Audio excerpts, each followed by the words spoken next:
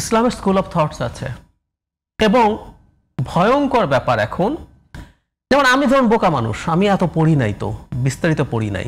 জামায়াতে ইসলামের লোকজন ইসলাম পড়েছে ধরেছি, যারা বাংলাদেশে হেফাজতের যিনি আমির বা হেফাজতে ইসলাম যারা আছেন বাংলাদেশে, সেই দেওবন্দ মাদ্রাসার কন্টিনিউয়েশন হয়ে সেই কারিকুলামে, মানে আমি ঠিক জানি না, আমি যদি বোকা বোকা প্রশ্ন করি, ওনারা কি ইসলাম বোঝে না? ওনারা কোরআন এবং সিহা সিত্তা কি পড়ে নাই?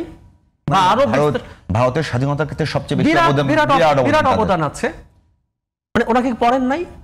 আবার ভারতের পক্ষে থাকার জন্য জামায়াতে ইসলাম বা পরবর্তীতে পাকিস্তানে থাকার পক্ষে থাকার জন্য তারা কিন্তু উল্টো দিকে ছিলেন। তারা স্বাধীনতা চান না, তারা ভারত চেয়েছেন একসাথে, পাকিস্তান চান না। যে সেটা অন্য আলোচনা।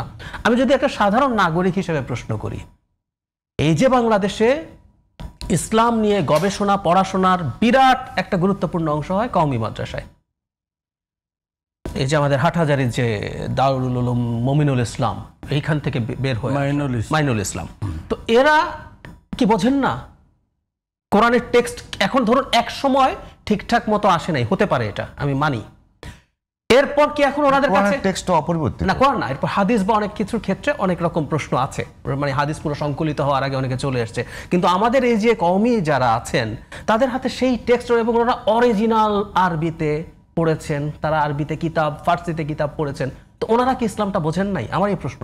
তাতে আমার সমস্যা নাই, আমি ইসলামে ডিবেট করছি না, আমি সিম্পলি একটা কথা বলছি, জামায়াত কি করবে এটা স্পষ্ট করতে হবে।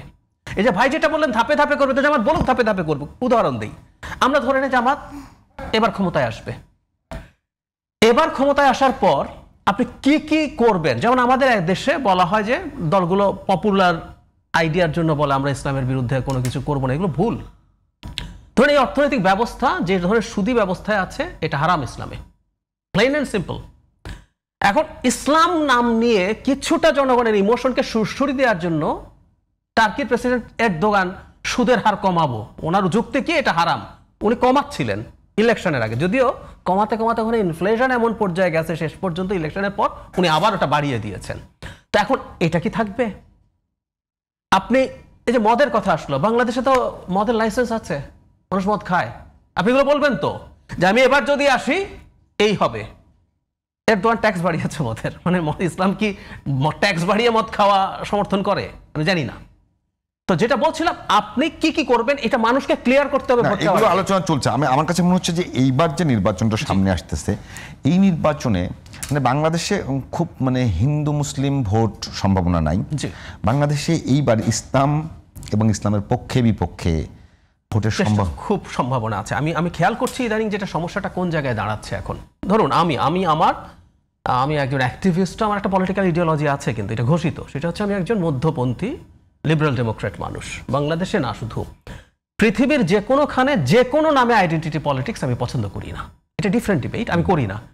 আমি ভারতের মোদী সরকারের এতই সমালোচনা করেছি, আমার একটা ইউটিউব চ্যানেল আছে, এটা অফিসিয়ালি ভারতে নিষিদ্ধ, আমাকে মেইল পাঠিয়েছে ইউটিউব, যে ভারত সরকারের কমপ্লেইনের পরিপ্রেক্ষিতে আপনার এই চ্যানেল ভারতে দেখা যাবে না। এটা আমার কাছে 1 বছরের বেশি হয়ে গেছে এই মেইল। বাংলাদেশের কয়েকটা চ্যানেল, সাথে আমারটাও আছে, কিন্তু নিষেধাজ্ঞা, আমার চ্যানেল ভারতে দেখা যায় না। আমি মোদীকে কেন অপছন্দ করি? কারণ উনিও ধর্মের নামে রাজনীতি করেন। আবার আইডেন্টিটি পলিটিক্স সবসময় শুধু ধর্মের নামে না, ট্রাম্প একই রকম, সে অন্য রেসিস্ট, সে হোয়াইট সুপ্রিমেসির পলিটিক্স করে, আমি এটাও নেই না। তো বাংলাদেশে এখন এই ঘটনার কোনটা দাঁড়াচ্ছে, কেউই যখন এই রাজনীতি নেবে না, যখন আমি জামাতের সমালোচনা করি, আমি আপনাকে বলে রাখছি, আপনি পড়ে দেখবেন, এই যে এই চ্যানেলের নিচে কিন্তু ইউটিউবে যাবে এক সময়, এটা নিচে কমেন্ট হবে, দেখবেন আমাকে নাস্তিক বলছে, আমাকে ইসলাম বিদ্বেষী বলছে। সো এই রাজনীতিটা তৈরির চেষ্টা হচ্ছে, যারা ইসলামী রাজনীতিকে সমর্থন করে না, কোনো কোনো ক্ষেত্রে বলা হচ্ছে এটার পক্ষে আসলে বেহেশত পাওয়া যাবে। 18 কোটি মানুষের একজন প্রার্থী যিনি জামাতের হয়ে নির্বাচন করছেন, 18 কোটি মানুষের নামাজের সওয়াব পাওয়া যাবে যদি জামাতকে ভোট দেয়, একজন প্রার্থী বলছেন। আর অন্যান্য নেতা তো বেহেশতের একটু মাঝারি পর্যায়ে বেহেশতের টিকিটের কথা বলছেন, এবং বিপদ হবে যারা সমর্থন করবেন না তারা ইসলাম থেকে খারিজ হয়ে গেছেন, এই ধরনের আলাপ আসবে। সো এই ডিভাইডেশনের চেষ্টা আছে। আবার পাল্টা উল্টো পাশে যারা রাজনীতি করছেন তারাও কিন্তু চেষ্টা করবেন, সব মানুষ তো আর ইসলামী রাজনীতি নেবে না।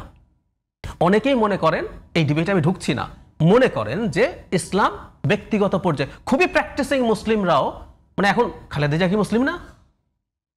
উনি কি ইসলামী রাজনীতি করেন? উনি কি জামাত করেন? করেছেন কখনো? পছন্দ করে বা বিএনপির সব লোক না পছন্দ না, আমরা এতে সেটাই বললাম আর মানে বিএনপি সব মানুষ সব নেতা কি অমুসলিম? কিন্তু ওনারা তো ইসলামী রাজনীতি করেন না। ওনার জামাতে ইসলাম বা ইসলামী আন্দোলন যে অর্থে ইসলামী রাজনৈতিক দল, ওনাদের দল তো তা না। তো সেজন্য বলছি ওনারা এবার করবেন কি, বাংলাদেশে প্রচুর মানুষ আছে এরকম যারা ব্যক্তিগত পর্যায়ে খুবই প্র্যাকটিসিং মুসলিম, খুবই সৎ মানুষও, প্র্যাকটিসিং মানে নামাজ রোজার কথা নয়, সৎভাবে জীবনযাপন করেন, কিন্তু তিনি আবার মনে করেন যে না, রাষ্ট্রীয় পর্যায়ে এভাবে ইসলাম থাকা উচিত। তখন যেটা হবে, বিপরীত পক্ষ আবার এই ন্যারেটিভ মাঠে আনবে, দেখো ওইদিকে কিন্তু ইসলামিস্টরা একত্র হচ্ছে, তুমি আমাকে ভোট দাও। সেই পোলারাইজেশন ইজ মাস্ট। এইটা নিয়ে